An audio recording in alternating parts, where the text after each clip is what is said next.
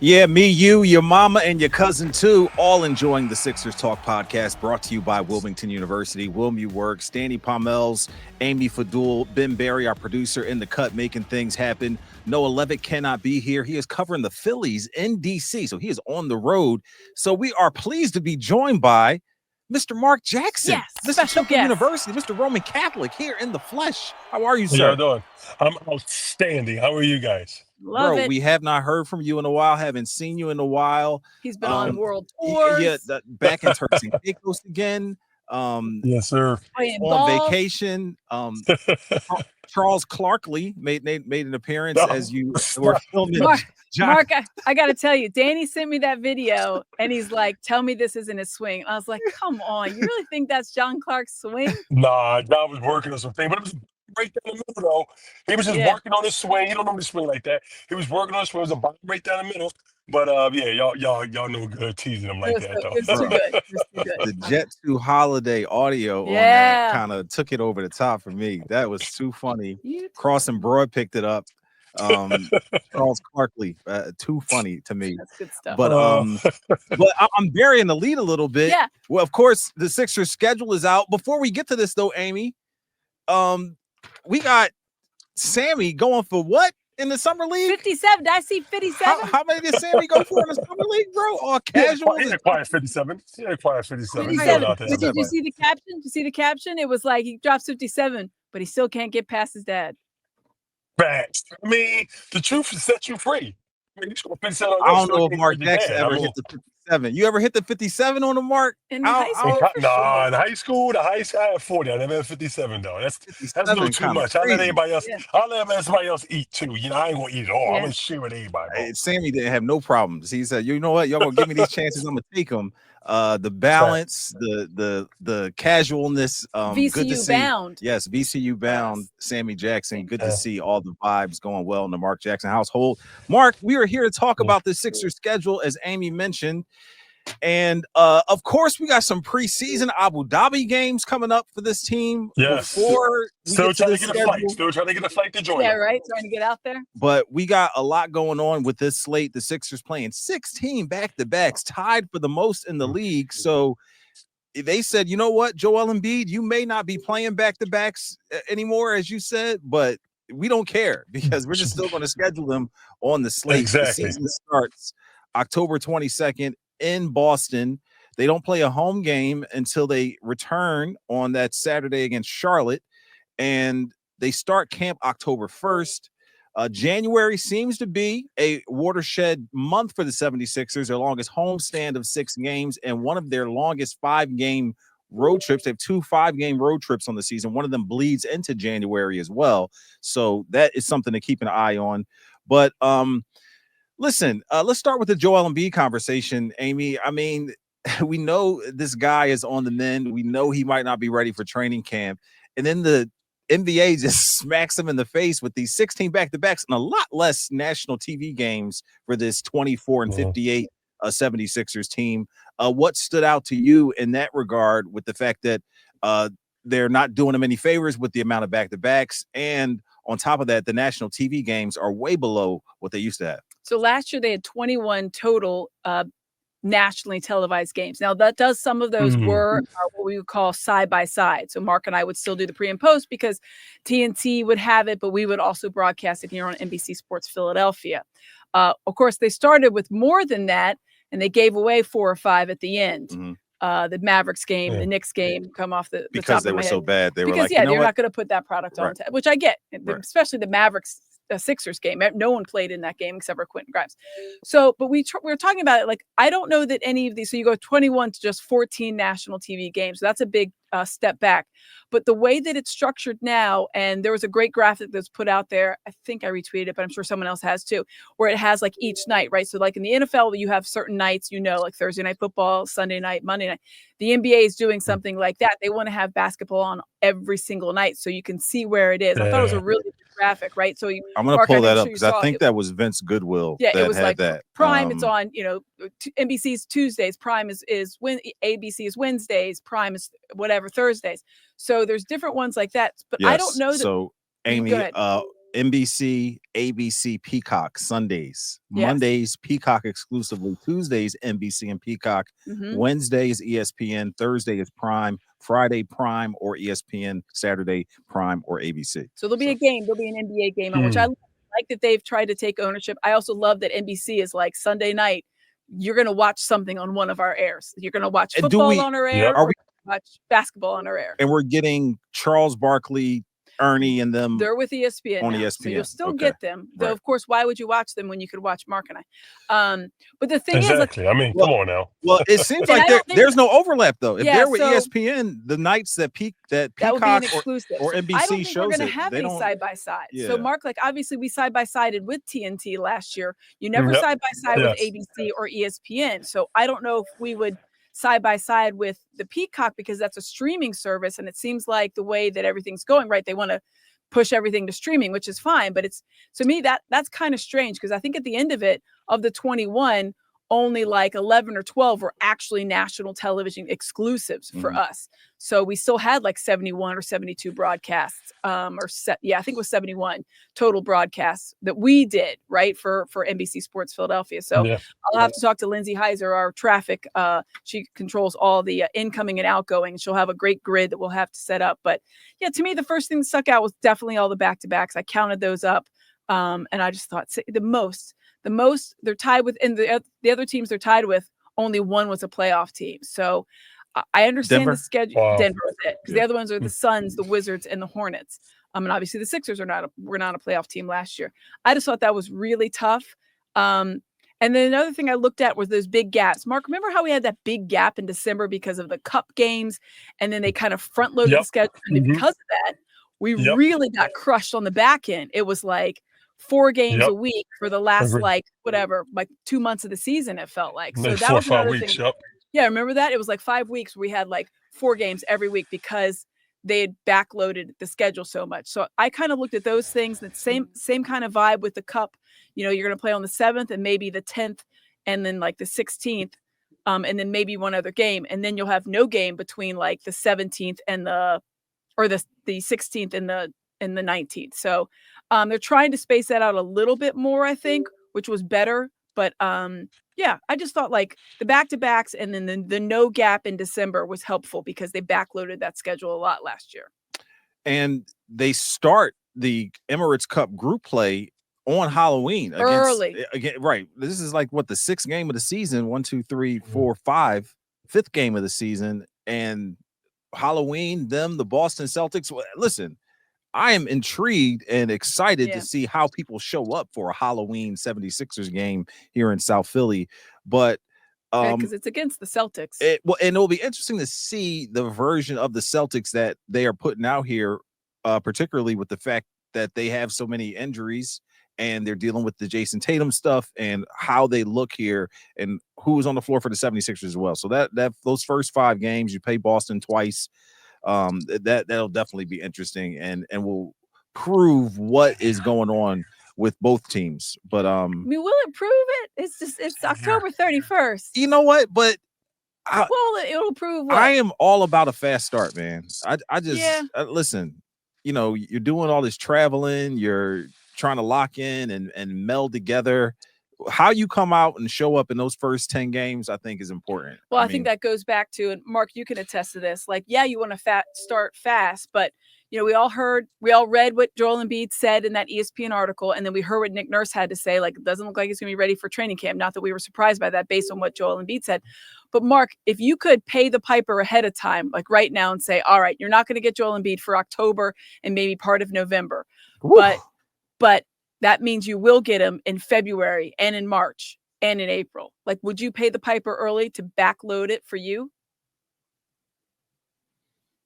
Ooh. Mark's thinking. He is thinking about it. It's deep in thought. I stunned him with my question. He is deep in thought. We'll wait to hear his answer on that. But you know what I mean, Danny? Like, I want to start fast, but at the same time, like, and I know there's no guarantee. You might be out of it at that point. Yeah. You might not even be in the conversation at that point.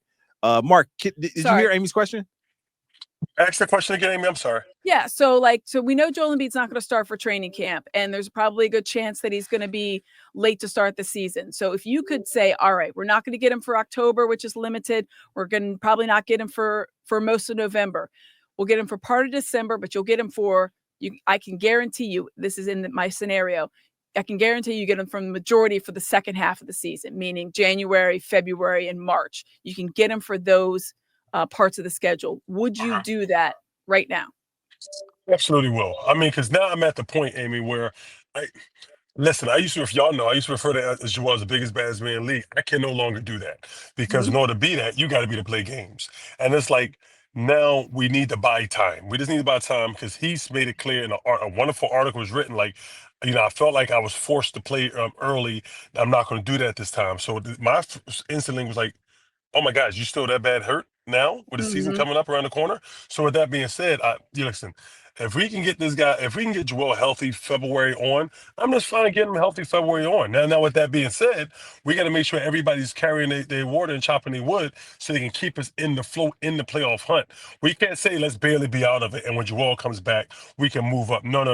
We have to be in the playoffs. They tried that already. We have to be in the playoff hunt, and like 1 through 8, not 1 through 9 or 10. We 1 through 8, and then when Joel comes out, he just adds to it. Yeah, that was us last year, right? We were sitting there being like, hey, if they Tyrese was saying that. If they go on I can distinctly remember Coach Lynam being like, if they go on a bit of a run, and I was like, God bless. If they go on a bit, but he was right because of the way that the East was stacking up, right? You were only like 4 or 5 games out. So if you went on a little bit of a run, you were right back in the mix. You were like the 7th seed without even like batting an eye because the East was performing so poorly. But yeah, it was like, really? This team can't even like a game. It's so unfortunate, Amy, because I was the lead, and I was getting killed on social media and killed walking around Philadelphia. Mark, how can you say that? Look, I'm just saying, listen, people, if we can just stay within a play-in, when Joel comes back, but he never came back. So like people was like, I was like, when we playing good without him, we be playing better with him, but I must bring it up. When we went on that little run, late in the season, everybody other than Joel was healthy, we was rolling. We was winning games. We beat Boston, but we was rolling. And then when Joel came back, it's like we took a dip because he wasn't quite right. The chemistry was off. So then I'm looking like maybe this is not going to work. Yeah.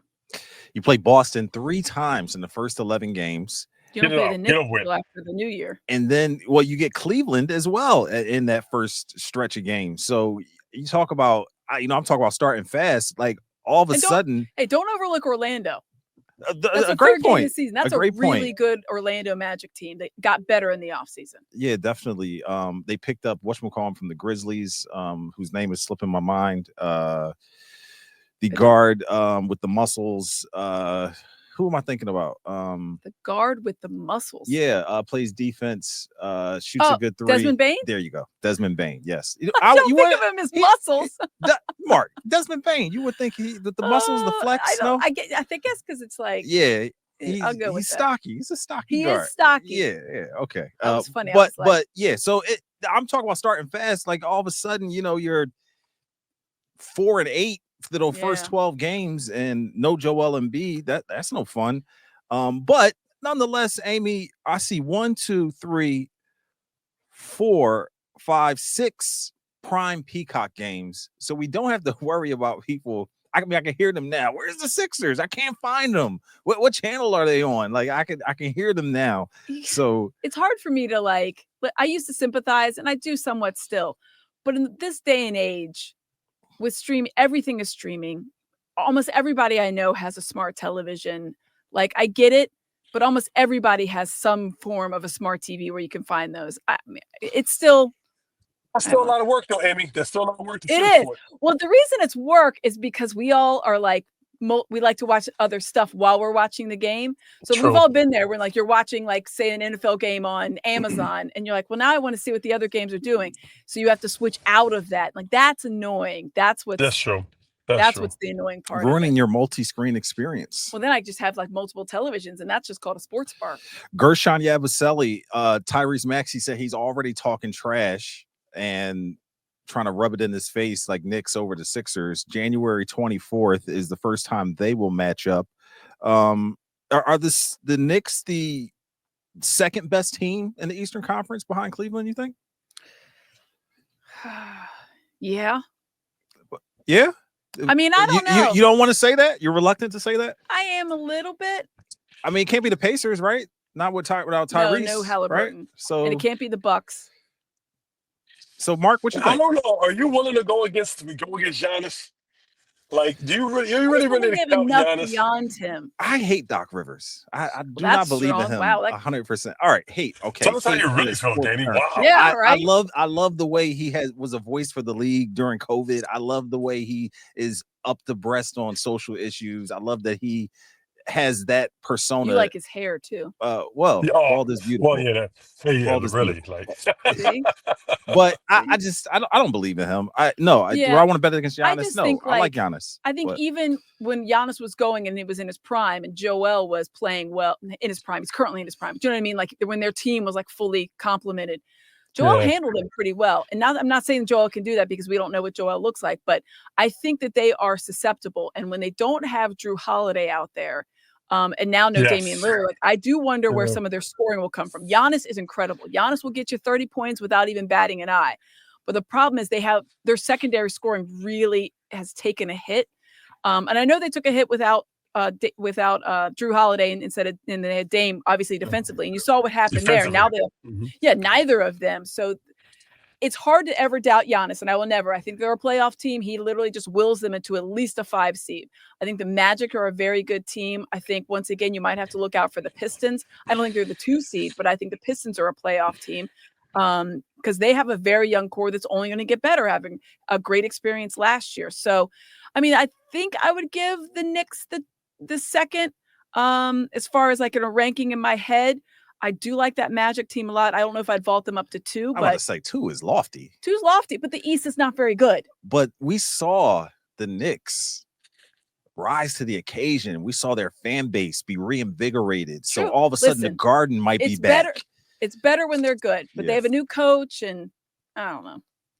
So my thing is though, like, listen, I know we know the Pacers without Halliburton's not going to be. I hate to count them out because they got TJ, so they might be that might be a good replacement. I hate to say it, but you never know. But like, I look at Orlando and I look at Detroit, and I'm like, I know the Knicks, I know but I'm looking at Orlando and Detroit like they may be ready to take over the throne. I gotta believe it when I see it. I mean, yes, Orlando, you gotta believe it, you see it. And Detroit? No, I'm optimistic on Orlando. I like what they bring to the table. Although I'm talking about late in the season, when the games matter the most, it's going to depend on who's healthy a lot. What do you see from Cleveland that gives you like that? Well, I like Cleveland. No, I like Cleveland. I like Cleveland a lot. Team 5 or so. It is, but I feel like they should have learned something from these past 2 early exits. One would think. And last year was unacceptable. Last year was unacceppable. Like for them to play like that and then get to playoffs and play like they did. Now I will say they had Garland was out. Who else is out? Allen was Jared out. Jared Allen was out, and somebody else is out. So like they had some pieces that was out in the wrong part. And Hunter, everyone was comparing them to that Hawks team with Al Horford. That Budenholzer was the head coach of. Yes, absolutely. I see some fine print down here at the bottom of the schedule. All NBC games are simulcast on Peacock. All ABC and ESPN games are simulcast on ESPN. And then the tip-off is 10 minutes following the game time. When did that start happening? Really? You said 10 minutes following game time? Plus 10, meaning it could be up to 10? I think that's... Okay, so just tell me that. So instead of putting 7:30, why wouldn't you just put 7:40? Yeah, or does that mean up to 10? We know for sure. We know for sure that these national games never start on time, can bleed way past the actual tip time. 7 o'clock. But it's just interesting that they put that little caveat there. Tip time is interesting. Let's take a quick time out here and pay some bills to our title sponsor. Of course, we love Wilmington University, appreciate their contribution here. Advance your career with a graduate degree from Wilmington University. At WilmU, your dream is our mission. Get to know us at wilmu.edu. Guys, I'm going to save you predictions. I don't feel like it's fair to do predictions. Please, no. We don't. No. We don't. Look. We did not discuss this. We didn't even discuss this. They both were like, no, immediately. If there was any other place in the world you could say TBD and it'd be accepted, it's a Sixers record predict. We have no idea what this team's going to look like. You don't know what you're getting from McCain or George. Do you remember how many different lineups we had? Do you remember? Was it 54? 52. 58. 58 oh my different God. lineups. 58. Yeah. We'll save the predictions for right now until maybe closer to. It's so close. Yeah. Let's just remind everybody how the Sixers finished the season. They won 5 of their last 35 games. They were 5-30 in their last 35 games. Wow. But listen, in that time, we got to see a guy go bananas for the 76ers team who has not been signed yet. Has any restricted free agents? All right, still out there, right? I want to hear from the guy who's been through the free agency. I want to hear from the guy who's experienced this firsthand. What are you thinking if you're Quentin Grimes? You're out here on the island. You're waiting for the politics and the business side of this thing to kind of come to fruition. You're waiting for maybe Jonathan Kuminga to sign, and then all the rest of these people get signed. What are you thinking if you're Quentin Grimes camp? You just work it out, hoping to get a call. Like how's the anxiety? How are you dealing with it? So listen, quick story. For me, a similar situation to me and Quentin Grimes. I hope it don't work out this way. When I was my free agent, my biggest year as a free agent, I had 2 deals that I should have took. One was from Seattle, one was from Orlando. It was like it was like a good number, Seattle and Orlando. And my agent kept telling me, wait, I'm telling you, you're going to get something bigger. Wait. And he kept telling me to wait, and I waited. And then come to find out later, Antonio Davis, the big guy, was with Toronto, and apparently he was going to leave Toronto and go back home to Orlando. And if he did that, then Toronto was going to give me the contract they was offering him, which is like double with Seattle. So anyway, long story short, he ended up signing back to Toronto. Then when I went to go to Seattle and Orlando, they had already gave those deals away to other people. So then I was sitting there waiting, and training camp started. 4 days in the training camp, Mo Teller from Houston tears Achilles. Then I get a call, hey, we got a 6-year deal on the table for you. Want to take it? I said, yes, I'll take it. I just hope Grimes is not waiting too long. With that being said, he's a restricted free agent. So there's a little true. But what I'm saying is, and that's what I was. And that's what I was. So after a while, you have to do the math. Like, is it something? Do I accept it? Do I don't? What's the situation? What can I do? And and now teams are smart. You know, it's a lot of teams are like, hey, we're not going to give you this. We have a feeling it's going to match it. They're not going to waste their time. And I think Utah shed a lot of space, and a lot of people was anticipating Utah was coming from, and they didn't. So I'm at the point now. Can I see this? Can I be the dark spot here? If you're the Sixers and you notice you're not starting the season with Joel Embiid and you know Paul George's status, are you willing to pick a guy that's a certain amount of money, or are you looking to just go to get a veteran at a veteran minimum, and just rock with the young core you got? Think about it. I think he's part of that. I also don't, Mark, you were correct. It was 54. So you were correct. Okay. 54 different lineups on that. But it's a lot. It's a record. They set the record. Yay. Yes. I think that he's part of that young core. But I hear you on you don't want to wait too long, because then you're really up against it, right? You have to take almost anything that they offer, which is fine. It's going to be a decent offer. But I think it is weird that none of these guys, not Kuminga, not Josh Giddey, not Quentin Grimes, are the 3 really big ones. There's some other restricted free agents that are not. Those are the 3 guys that you would think would set the market. Those are 3 top ones, yeah. Yeah. So it's like, do you wait for one of them? And is that like in a month from? I mean, how long do you wait? Training camp is around the corner at this point. I mean, it's coming up in 6 weeks, 7 weeks. And let's talk about the biggest free agent in restricted, and that's Kuminga. Kuminga's verbally came out in the middle of the season last year and said, I want to be traded. He literally had a presser after and said, I want to be traded. I don't believe Steve Kerr will allow me to develop as a player here. I want to be traded. He came out publicly and said that. And he wasn't being mean. He was just like, he was so frustrated. So now the Golden State is like, we going to get you. We're going to sign you. He like, no, I made it known publicly. I'll actually be traded. Y'all won't trade me. Now y'all belittling now y'all taking my value away. I think Kuminga's so frustrated. I think if everyone's waiting for Kuminga, I think we'll be going into training camp and Kuminga's still out there waiting. That's how bad it is. That's how bad it is.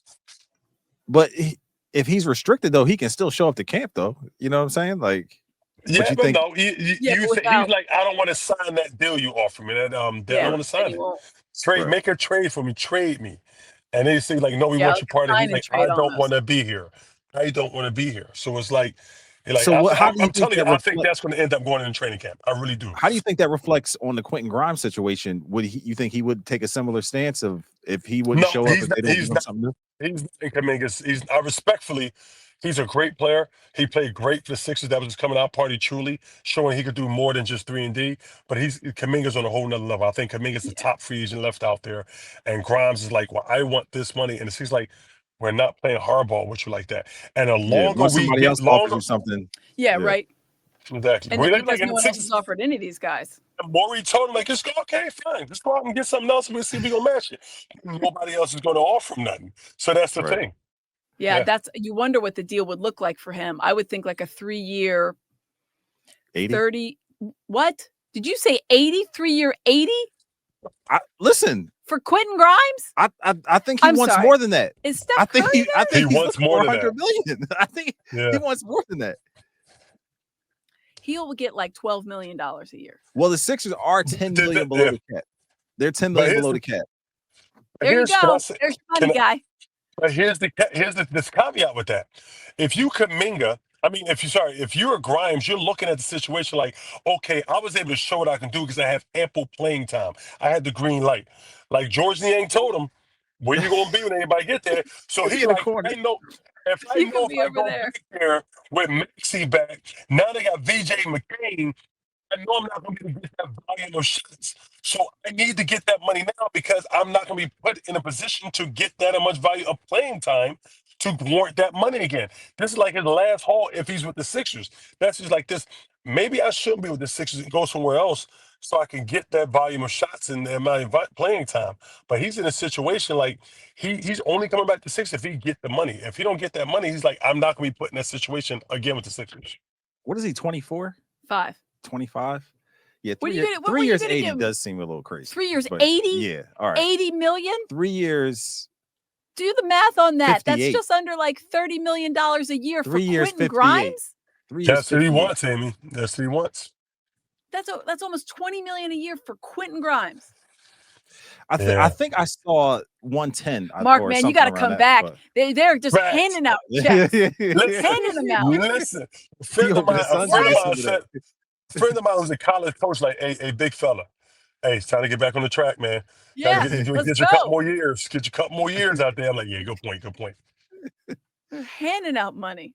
Listen, much love to everybody out there. We appreciate you listening and watching. We have a lot going on today, so we will all disperse here and go our separate ways. Good to see you, Mark. But much love to you, Marc Jackson. Danny. Yes, season will be here soon. I'll see you on the golf course. The Sixers, October 22nd against the Boston Celtics in Boston is when they start the season. We'll see how it goes. We will be here every step of the way in the Sixers Talk podcast. For Marc Jackson, Amy Fadool, and Ben Berry, I'm Danny Pommells. Thanks for listening and watching. We'll see you next time.